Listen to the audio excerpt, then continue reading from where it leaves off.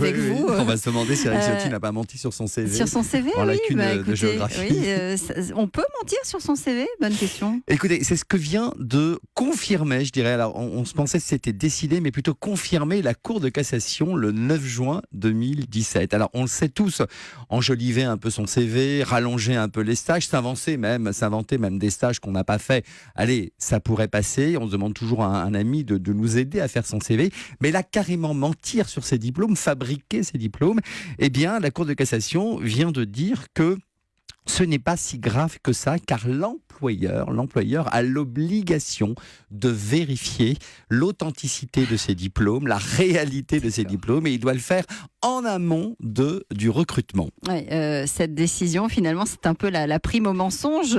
Si je vous suis bien, une sorte de permis de mentir dans le monde du travail. C'est quoi la motivation retenue par les juges? Alors en fait, il faut savoir ce qui a été déterminant. Qu'est-ce qui a été essentiel finalement lorsque vous avez été recruté? Est-ce que c'est véritablement ce diplôme? Est-ce que c'est finalement l'expérience dont vous avez fait preuve? Si par exemple on découvre que vous n'avez pas ces diplômes 3 ans après votre recrutement, mais que tout s'est finalement assez bien passé, eh bien le licenciement sera parfaitement déclaré irrégulier. Alors il y a des employeurs qui sont venus dire: attendez, moi j'estime que le recrutement ou le contrat de travail est nul, puisque c'était une condition substantielle d'avoir ce diplôme ou d'avoir cette expérience ou d'avoir travaillé chez un concurrent. C'est la raison pour laquelle je l'ai employé. Ah mais non, dit la Cour de cassation, il fallait vérifier avant. Donc Roland, si l'employeur découvre après coup que le salarié recruté ne possède pas en réalité le diplôme exigé pour le poste, il ne peut pas le licencier, voire demander la nullité du contrat de travail. Vous avez parfaitement compris, ma chère Raphaël. C'est ainsi que la Cour de cassation vient de décider et vient de le rappeler dans cette décision du 9 juin 2017. Ouais, il fallait s'en apercevoir avant, quoi. J'imagine que pour les professions réglementées, comme celles qui relèvent par exemple du domaine médical,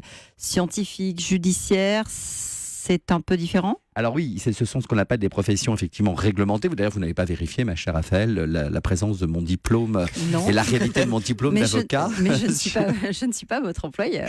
Vous avez parfaitement raison. C'est tout à fait cela. Alors plus sérieusement, sachez que l'ancien gouvernement, en l'occurrence Madame Najat Vallaud-Belkacem, avait annoncé le lancement d'un système numérique d'authentification nationale des diplômes pour lutter justement contre la fraude. Mais je crains que ce projet soit évidemment désormais passé aux oubliettes.